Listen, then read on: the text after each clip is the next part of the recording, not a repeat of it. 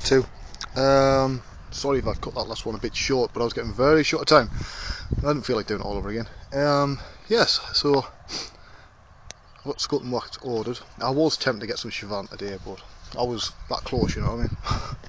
Deleted it from the checkout thingy at the last moment, because I reckon I've got enough going on with getting used to wax. You know, it's different techniques and all that, you know. I just want to spend some time with that. Besides, nobody in 3D, as far as I know, is doing wax, right? They're all doing Super Sculpting, Chivant and clay, and nobody's doing anything with wax, right? Which means that I might learn some techniques that will apply better to 3D than clay will. I don't know. Also, I've started, a week ago now, the Santarin, you know, I mentioned it a while back.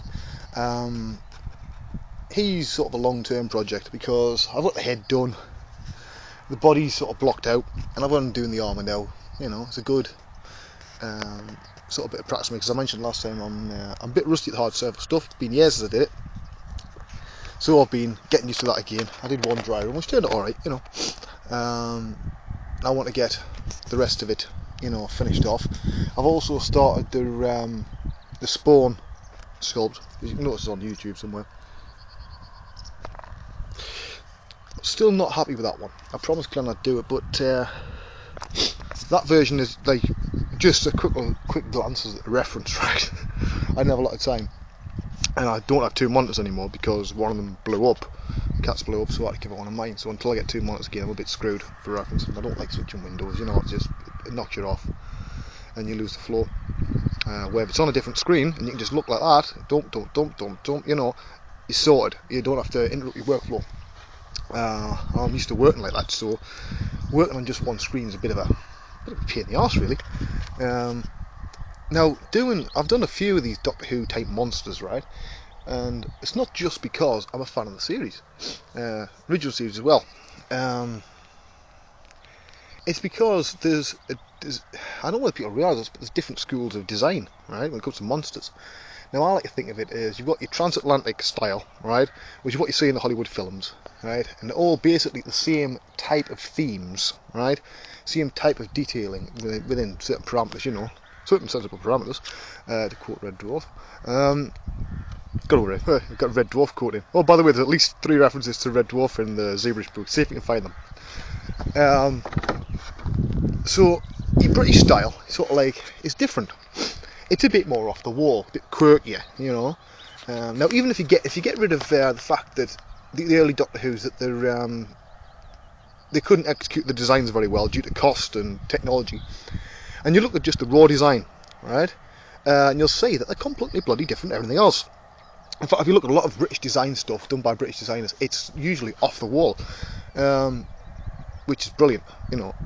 I think it's great. Now, I know that some of the Americans don't quite get the British sort of style of design. I was seeing all Americans, I'm not trying to generalise here, but I've a lot of people say, well, you know, I just don't get it, they just look a bit too weird at me. Which is fair enough, it's a different school of thought, but I like it, right? And when I'm doing stuff for me, I do stuff I like. Simple as that. So I would say, look to some of the old series on television. It doesn't necessarily mean Doctor Who, you know. All sorts of Blake 7, Space 1999, Jerry Anderson stuff, right? All sorts of things. If you're into sort of hard surface stuff, look at Jerry Anderson stuff. There's all sorts of bloody designs there. All British design ideas, you see. Look at those for your inspiration, for your sort of design language that you put into your sculpts and your models. You know, it gives you something different. It means that you're not treating an orc the same way as the cave troll from Lord of the Rings, which has been done a zillion times. Or you're not going to make it look like it's an extra from, you know, the background of one of the Star Wars films or something, right? So originality is the key. I'm not always original. I don't claim to be some great guru of originality. I do what I do. I do what I like, right? If I like something, I do it. It doesn't bother me if people like it or not, right? I've said that time and time again. But it is nice to come up with a totally original idea. Now, I've been looking, and I've been helping for a while, with some of their lost episodes, Doctor Who, the real old black and white ones that the BBC sort of taped over and destroyed, right, in their infinite fucking wisdom, along with a lot of other stuff that was real classics of television.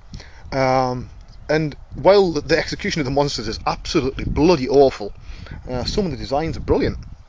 They're brilliant ideas.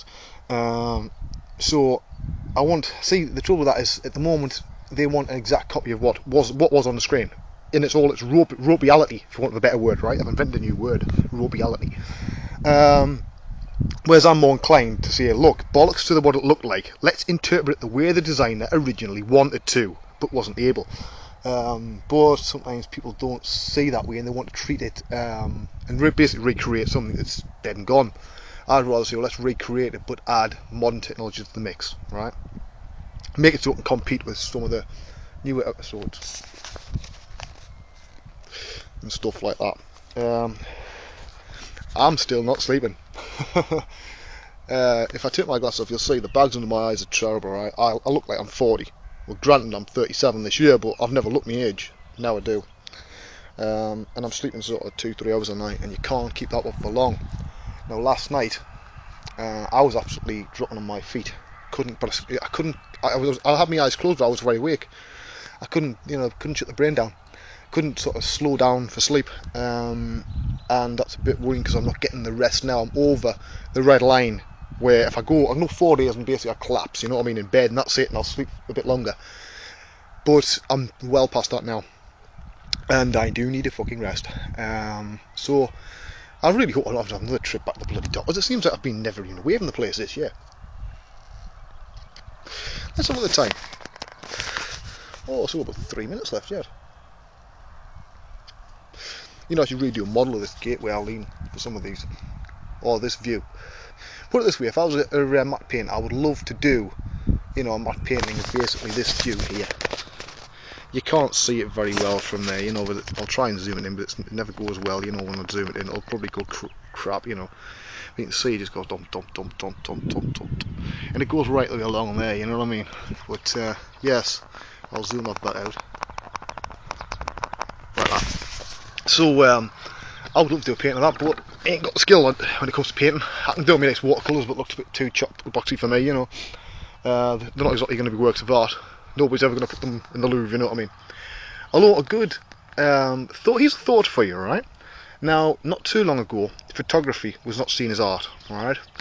And digital painting was not seen as art. Now they are, alright? They're used by traditional artists all the time.